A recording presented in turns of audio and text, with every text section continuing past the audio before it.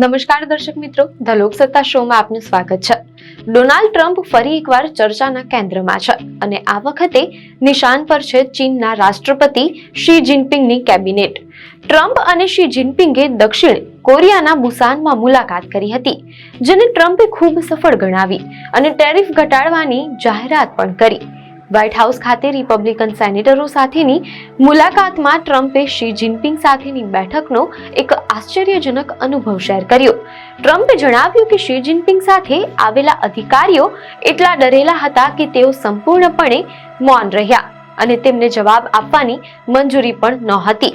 ટ્રમ્પે આના આધારે ઈચ્છા વ્યક્ત કરી, હું ઈચ્છું છું કે મારું મંત્રીમંડળ આ રીતે વર્તે।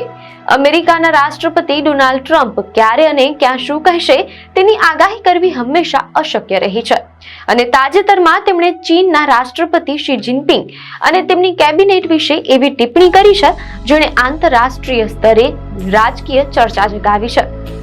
મીડિયા અહેવાલો અનુસાર વ્હાઇટ હાઉસ ખાતે રિપબ્લિકન સેનેટરો સાથેની એક મુલાકાત દરમિયાન ટ્રમ્પે શી જિનપિંગ સાથેની તેમની મુલાકાતનો એક અનોખો અને આશ્ચર્યજનક અનુભવ શેર કર્યો।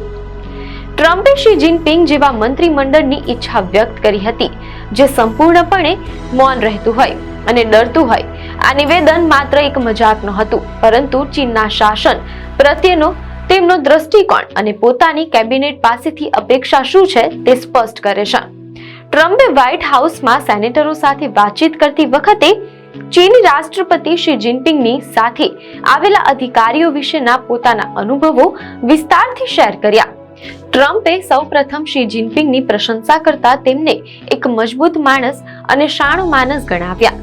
જો કે તેમના વખાણ બાદ તરત જ તેમણે શી જિનપિંગ સાથેના અધિકારીઓની વર્તણૂક પર ધ્યાન દોર્યું। ટ્રમ્પે જણાવ્યું, મેં મારા જીવનમાં ક્યારેય લોકોને આટલા ડરેલા જોયા નથી। ટ્રમ્પે જોયું કે બેઠક દરમિયાન શી જિનપિંગ સાથે આવેલા લોકો સંપૂર્ણપણે મૌન રહ્યા હતા। ટ્રમ્પે વધુમાં જણાવ્યું કે તેમણે એક ચીની અધિકારી સાથે વાત કરવાનો પ્રયાસ કર્યો અને પૂછ્યું, શું તમે મને જવાબ આપવાના છો? પરંતુ તેમને કોઈ જવાબ મળ્યો નહીં।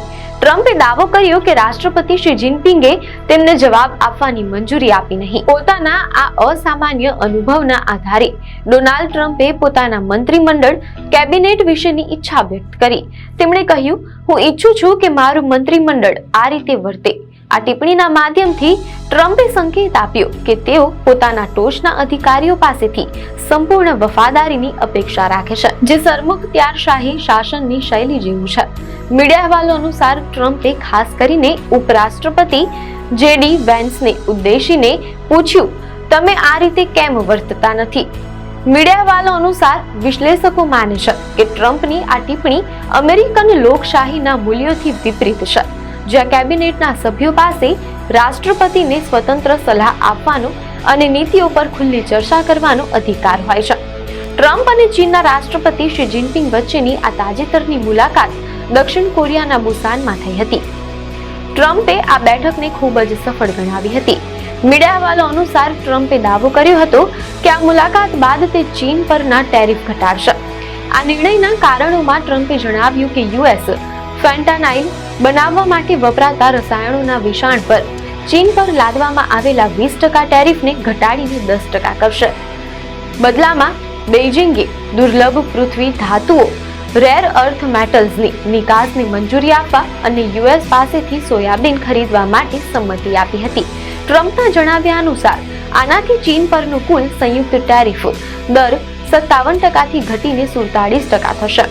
મીડિયા અહેવાલો અનુસાર આ મુલાકાત પછી શી જિનપિંગે ટ્રમ્પના કેટલાક દાવાઓને ફગાવી દીધા હતા, જેમ કે ચીન કંબોડિયા અને થાઈલેન્ડ વચ્ચે શાંતિ સ્થાપિત કરવામાં સામેલ નથી। ડોનાલ્ડ ટ્રમ્પની આ ટિપ્પણી માત્ર એક રાજકીય કટાક્ષ નથી, પરંતુ વૈશ્વિક સ્તરે બે શાસન શૈલીઓ વચ્ચેના તફાવતને દર્શાવે છે।